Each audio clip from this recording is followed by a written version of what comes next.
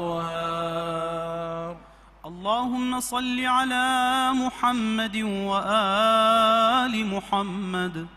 بسم الله الرحمن الرحيم. اللهم إني قد قرأت ما قضيت من كتابك الذي أنزلته على نبيك الصادق صلى الله عليه وآله، فلك الحمد ربنا. اللهم اجعلني ممن يحل حلاله